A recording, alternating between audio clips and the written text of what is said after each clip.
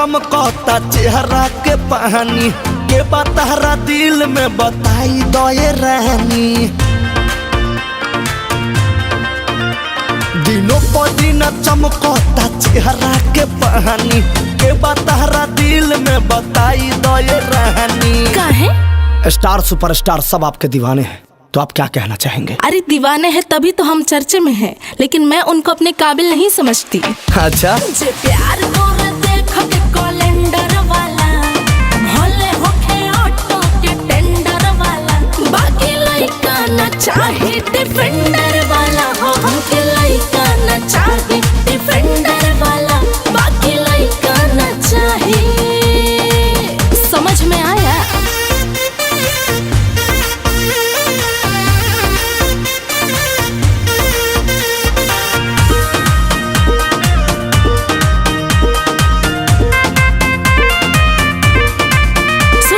बड़ बोला से मैं कभी बात नहीं करती हूँ, मैं तो किसी के यहाँ बाप से न डरती हूँ। मैं तो अपने मन के हिसाब से जीती हूँ।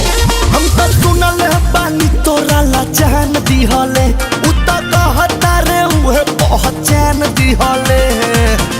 भैंस चराता था ना, तो समझ जाओ कितना दिमाग होगा। उनको छूने के लिए औकात चाहिए, औकात उतना बड़ा होना चाहिए कि आप उनको छू सकें। लोमड़ी के हाथ जब अंगूर नहीं लगता है ना, तो बोलता है कि अंगूर खट्टे हैं। तो अपना ही पसंद बता दीजिए। हम क्यों पसंद बाय स्प्लेंडर वाला, भले पी के लौटे स्प्लेंडर वाला, बाकी लइका ना चाहे डिफेंडर वाला हो। हमके लइका ना चाहे डिफेंडर वाला, बाकी लइका ना चाहे।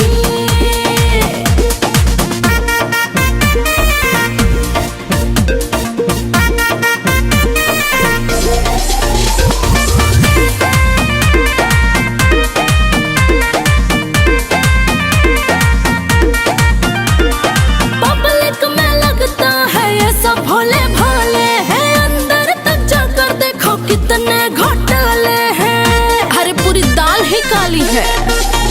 बड़ी चर्चा में बारू पूरा मीडिया हमें, तू तो शोहरत हो तारू विकिपीडिया हमें। अच्छा एक बात बताइए, आप डिफेंडर से उतर के ऑटो में काहे बैठ गए जी? बहुत तकलीफ हो रहा है उनको।